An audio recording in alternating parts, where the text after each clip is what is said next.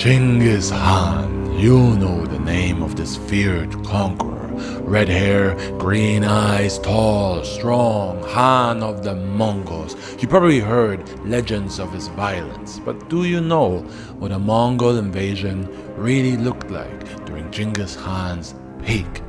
The Mongol horde, well over 100,000 riders, would ride up on your city on so many horses you'd think an earthquake is coming. So you would hide behind your city's walls, but the Mongols would besiege your city and catapult pots of highly flammable liquids over your city walls, and they would follow that up with hundreds of arrow launchers, constantly firing 20-foot arrows into your city, many of them on fire, so that if you're not skewered by one, you're probably burning to death. And if you're not burning to death, then you can enjoy the hundreds of catapults that the Mongols are using to fling the heads of war prisoners into your city, the heads of your friends, your family, your children's heads.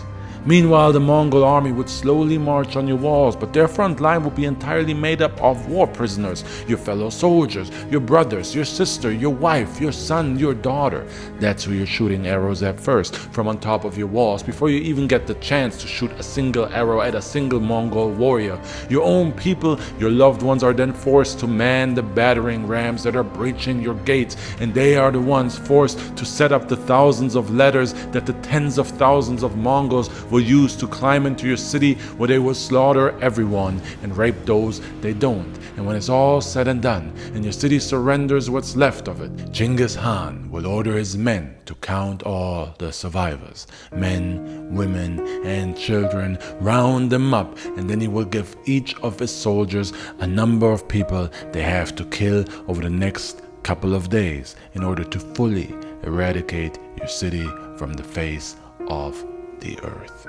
That's what you were in for when Genghis Khan and his horde attacked.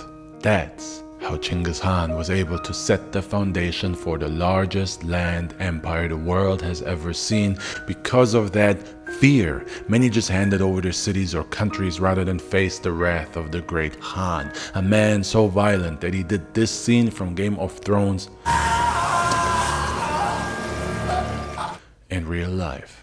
I'm getting ahead of myself. Before we get to how Genghis Khan killed 10% of the world population or raped so many women that 1 in 200 people today are his descendants, before we do all that, let's start with how a baby boy was born into nothing and built his great empire all on his own.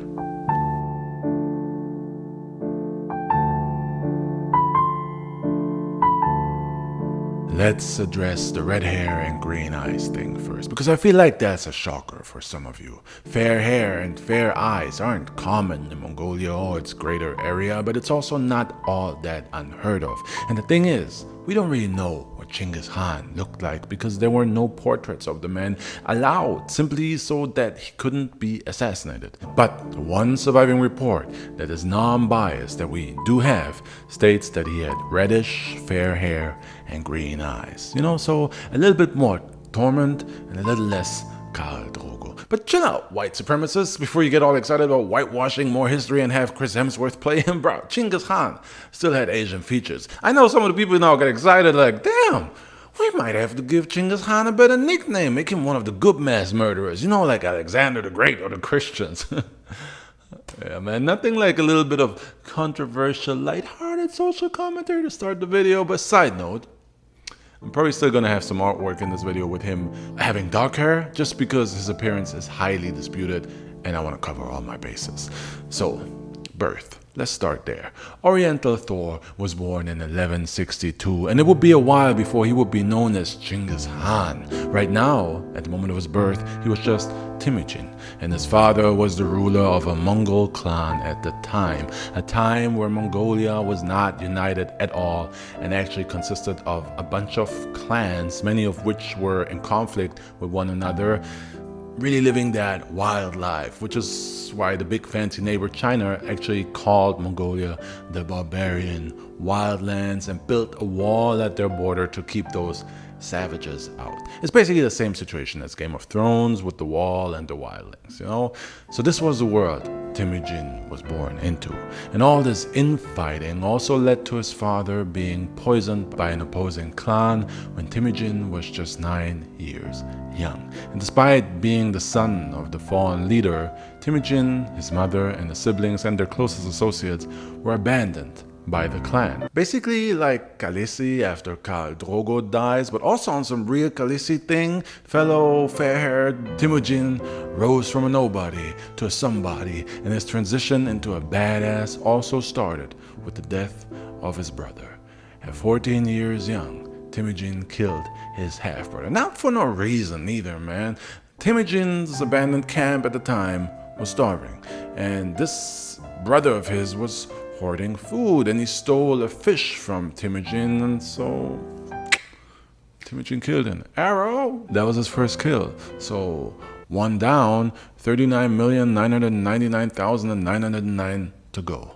And over the next couple of years, Temüjin grew into the leader of this camp of his and turned it from a camp barely surviving in the wild into a clan under his leadership. He made some alliances with other tribes and became blood brothers with another clan leader named Jamuka. And since Mongolian blood brothers would share like a blanket in the same bed, which was a normal custom at the time, some modern interpretations claim that Jamuka and Temüjin were lovers, because, you know, sharing a bed, having like a wedding-like ceremony to celebrate your blood brotherhood. And later Temüjin's wife was super jealous of Jamuka and Temüjin's friendship. The signs are there and it points towards them being lovers. It's very unlikely that they were, but hey, even if they were, man, everyone's gay once in a while. So with Jamuka at his side, Temüjin found himself at the head of an army of 5,000 men. And it was time to find a wife. And a wedding is also an opportunity to grow the clan further. So Temüjin honored an arranged marriage that his father had set up years prior. Temüjin married Börte.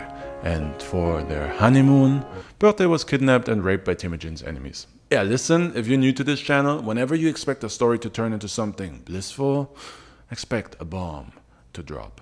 Now, we're talking about a guy that when he was 12, killed his brother for stealing fish. What do you think he did when somebody stole his wife? Bro, Temüjin called on his alliances and he and his 5,000 men rode into the lands of the men who took his wife. And what he did there? Let's just say, remember when Anakin killed an entire camp of Tusken raiders? I killed them all. And not just the men, but the women. And the children, too.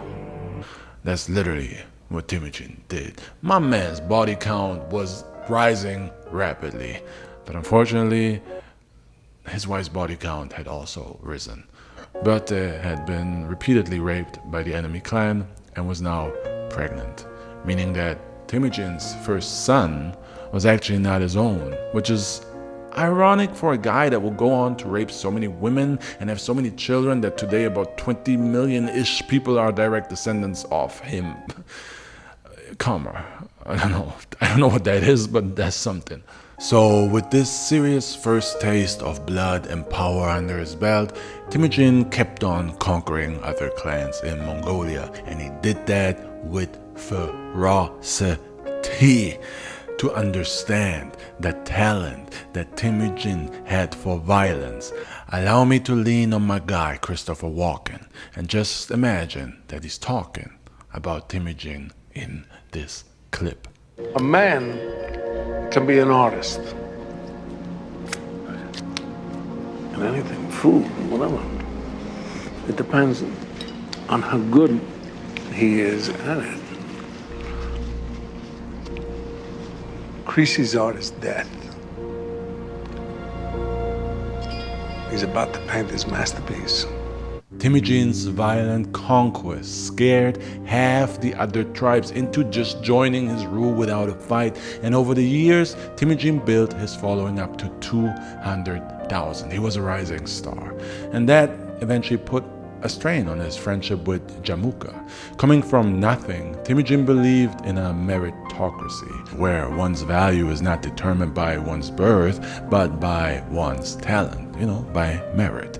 Jamuka, on the other hand, believed in an aristocracy, and the divide between the two best friends grew so large that the blood brothers split their clan in two.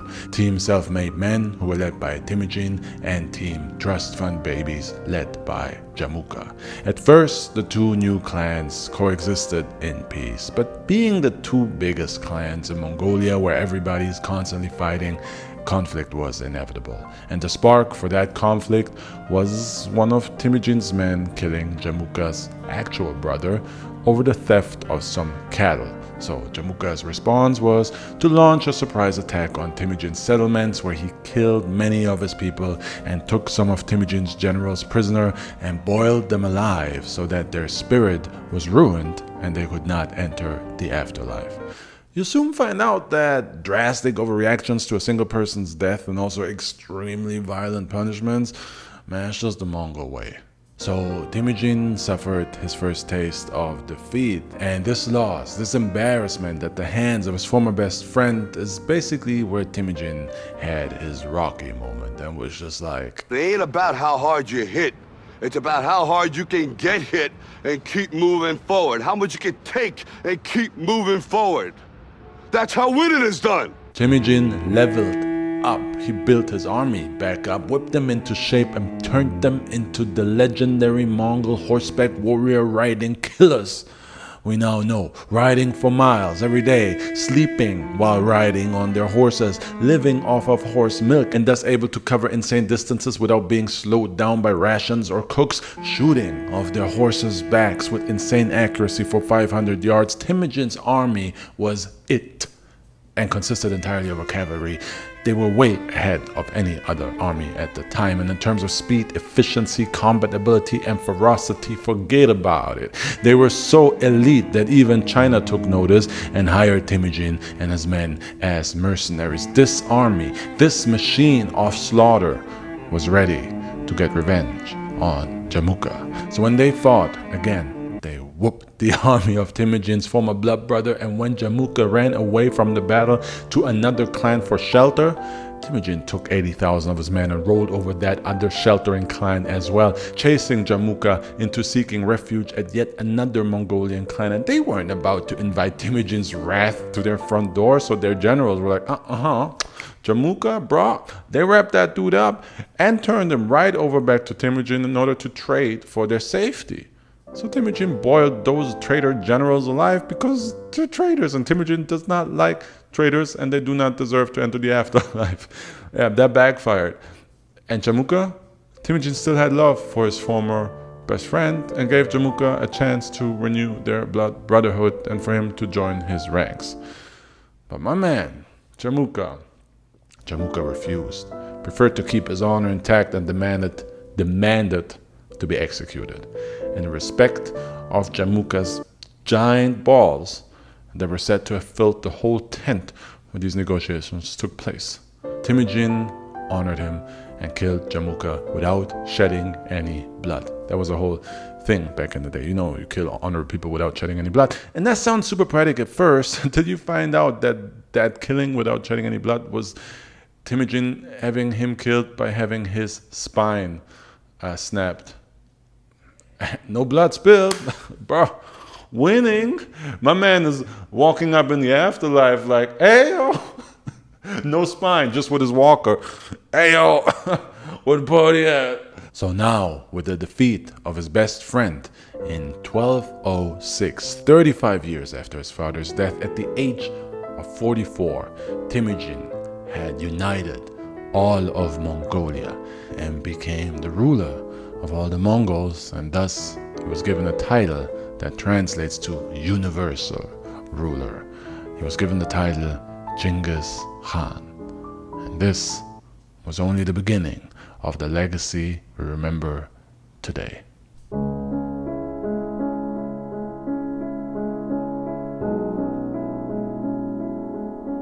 So now our favorite red-headed, green-eyed Mongol is sitting pretty as the ruler of a unified Mongolia. And since he used to do some mercenary work for China, remember back in the day, he knew that a suddenly unified neighbor isn't going to be in China's interest. So he wanted to make the first move, as a united Mongolia. He sent a peace envoy to the Jin Empire, which ruled parts of China at the time, to initiate peace talks. So China, the Jin Empire, they killed the envoy. Remember how I told you how Mongols don't take so well to someone killing one of their people? Remember how Mongols mastered the art of bringing a gun to a knife fight? And remember how this is the guy who killed someone for taking a fish from him? Yeah, China pissed off the wrong guy, bro. Upon hearing the news that his peace envoy got killed, Genghis Khan disappeared in his tent for 3 days, fasted for 3 days, and came out that thing like, well, shit, I guess I'm gonna have to end the Jin Dynasty. And he kind of did that. In 1211, Genghis Khan invaded Jin China, which of course had their wall to keep out the Mongols, and they thought that they were safe behind that wall, but Genghis Khan had an army entirely made up of cavalry. So with that speed, with that ability to cover distances, they just went around the wall.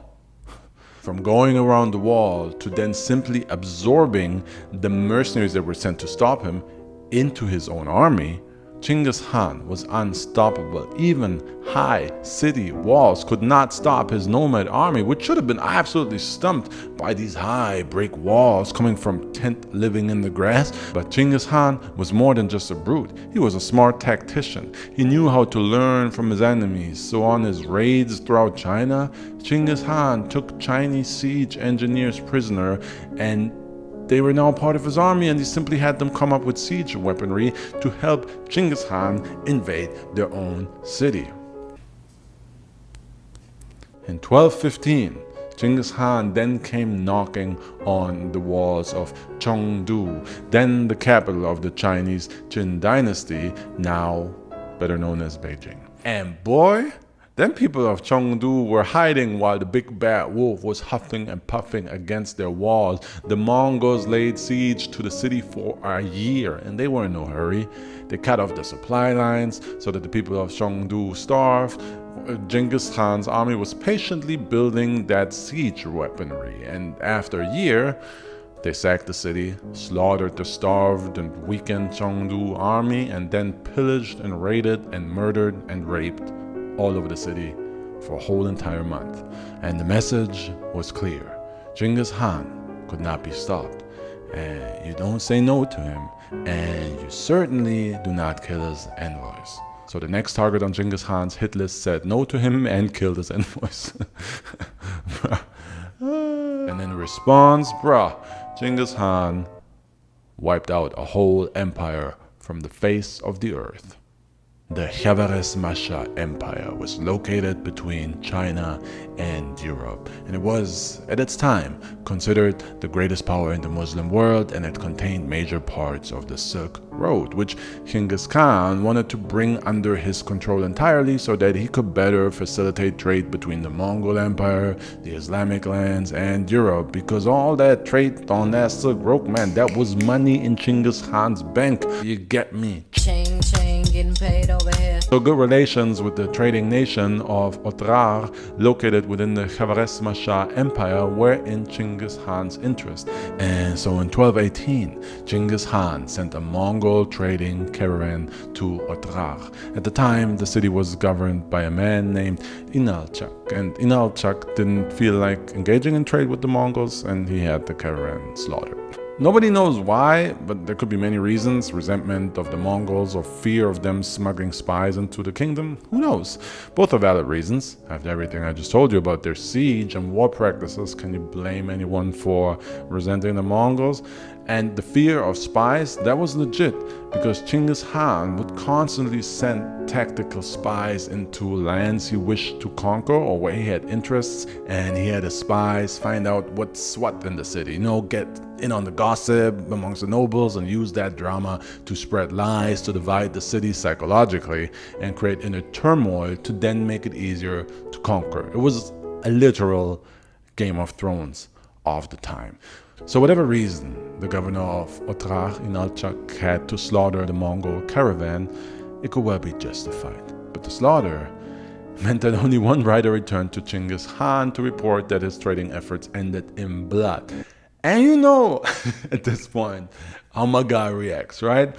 But actually this time, at this stage in his life, Genghis Khan kind of wanted to avoid war these days. He just preferred to have his reputation, the reputation of violence and the fear it inspired. He wanted that to get the job done. And Genghis Khan actually sent back 3 more diplomats, 2 Mongol diplomats and 1 Muslim diplomat. Though this time, they went straight to the Shah of the Khwarazmian Empire, Muhammad II, and they demanded, with urgency, that Inalchuq must be punished for what he did, for killing a Mongol caravan. And of course, the Shah Muhammad had heard of what happens when you oppose the Mongols, and he was a reasonable man. So he beheaded the Muslim diplomat and disrespectfully cut off the sacred beard of the other 2 Mongol diplomats and sent them back. AKA he was letting Genghis Khan know, just bring it, bitch! So Genghis Khan decided, yeah, I'm gonna bring it. And he ended the entire empire. And when I say empire, I mean empire. The Khwarazmian Empire had been ruling over vast areas of lands for 150 years, and it covered an area of around 3 million square meters, which for reference, that's 5 times the size of France. And Genghis Khan decided he would end it all. Burn it all to the ground, wipe it off the face of the earth, and then he literally did that in 2 years, city by city. And every one of those cities could look forward to the siege scenario I outlined in the beginning of the video, to shooting at their own wife, friends, and kids being marched in the front lines, to being sacked, raped, slaughtered, and somehow probably even worse things. So some of these cities within the Khwarazmian Empire were rightfully terrified when they heard the Mongol army was approaching, but the disrespect of the Shah and Inalchuq could not be redeemed. So even when generals or soldiers of the besieged cities defected or helped the Mongols sack their own city in return for mercy, Genghis Khan had the cowardly traitors executed and still sacked the city. And many times, he then had his soldiers count the city's survivors, men, women, and children, round them up, and gave each of his soldiers a quota of humans to execute to make sure the punishment is absolute. If you look up no chill in the dictionary, you'll find a picture of Genghis Khan. As for Inalchuq, the man who set this whole thing in motion by slaughtering the Mongol caravan, Genghis Khan gave specific orders to his army that Inalchuq was not to be harmed until the Khan himself got his hands on him. And when Genghis Khan did get his hands on him, he poured melted silver in Inalchuq's eyes, mouth, and ears. No chill. And you know what? Before all this went down, Genghis Khan had actually sent the Shah Muhammad a letter that read, I am master of the lands of the rising sun, while you rule those of the setting sun. Let us conclude a firm treaty of friendship and peace. And then they had to go and give his diplomats an unwanted shave. Shame. These conflicts give you an idea of what Genghis Khan was about in a nutshell, and how this man was able to establish the foundations of an empire that later became larger, way larger than the Roman Empire ever was. A foundation of fear, because anyone who refused to join was wiped off the face of the earth by Genghis Khan's superior army, and then served an example of extreme cruelty that in turn scared others into just flat out joining the empire. That's how the Mongol Empire started under Genghis Khan, and reaching its territorial peak under his grandson Kublai Khan, became the largest land empire ever. And still, Genghis Khan was just a man, and he died like any other man, with a woman biting his dick off.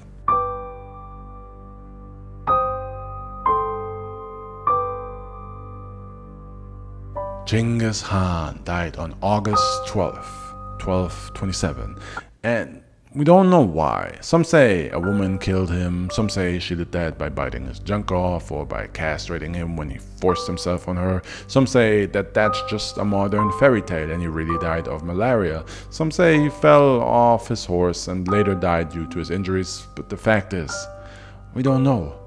But the even crazier fact is that we still don't know where Genghis Khan is actually buried 800 years later, and we have no clue.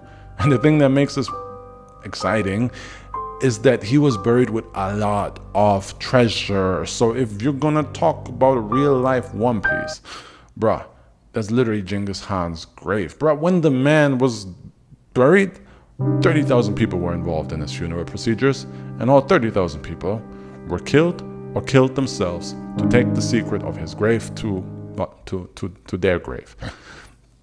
That's the dopest thing ever. I mean, supposedly an entire river was redirected over his grave, which would explain why 30,000 people were involved in his funeral and why his grave still has not been found. But either way, yo, that's the most One Piece, Uncharted, Indiana Jones, Tomb Raider, coolest thing I've ever heard. And if this does not make you go, I'm gonna find that grave, now I don't know if you have a sense of adventure, because I'm gonna find that grave. And while his final resting ground is disputed, Genghis Khan's last words are not.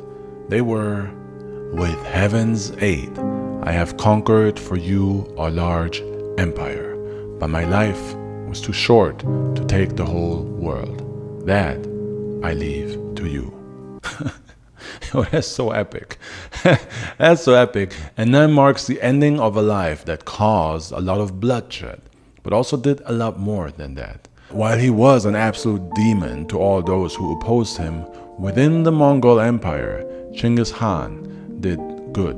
And he had some positive, everlasting influence on the rest of the world too, on today's world even.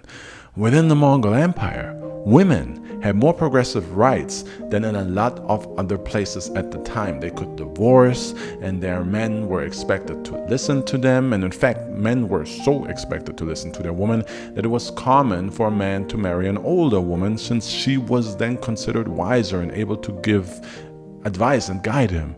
And men that didn't listen to their women were not respected. And I say women plural in the last one there because they still were married to several women, but only the first woman was considered the main. The others were like side chicks, with the difference being that only the first woman would inherit the man's wealth, and once he was dead, most of them did die because, like, bro, they were conquering 24/7. Did you hear that they slept on horses? You know what I mean? Like, most of them did die.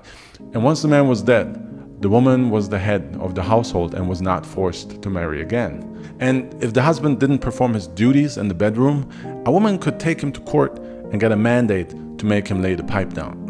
I'm not kidding. The Mongols also introduced the first form of a passport for trader safety, which made the Silk Road flourish. And it is said that throughout the Mongol Empire, which at its peak was 24 million square kilometers, that's 5 times bigger than the Roman Empire, and that's 17% of the entire planet's land mass covered by the Mongol Empire. It was said that during the time of the Mongol Empire, one could wander this entire Mongol Empire landmass with a plate of gold on their head and not worry. The Mongols also established a postal system with fresh horses at every stop, allowing riders to cover 200 miles a day.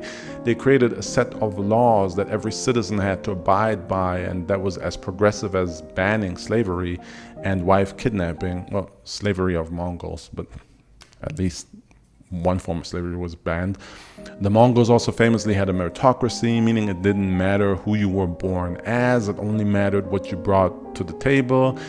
Anyone could rise through the ranks anywhere in the Mongol Empire, even enemies, if they proved merit and loyalty. I mean, respected enemies that Genghis Khan fought became generals in his army later on because he was just like, bro, you can fight. You know, as long as you showed loyalty to the Mongol Empire and accepted Genghis Khan as the ruler, you were kind of good. You were even allowed to practice any religion. The Mongols even supported other religions with tax exemptions for places of worship, and Genghis Khan himself, on some real Ragnar Lothbrok thing, often consulted with leaders from various other religions to learn their ways. So, was Genghis Khan evil? Let me answer that question with a question. Was Alexander the Great evil? No? Let's just say that at the end of the day, the Avengers would come for both Genghis Khan and Alexander. And at the time, more than today, the line between good and evil greatly depended on which side of the line you were standing on. Take Alexander the Great. The Persians still hate the man, and rightfully so. And to the Mongols, Genghis Khan is a hero, and it makes perfect sense from their point of view. One man's terrorist can be another man's freedom fighter. And in our westernized world, if you plunder from west to east, you're great, like Alexander. If you do the same from east to west, you're a barbarian, like Chinggis. And with that in mind, let's get excited about the next episode in this series.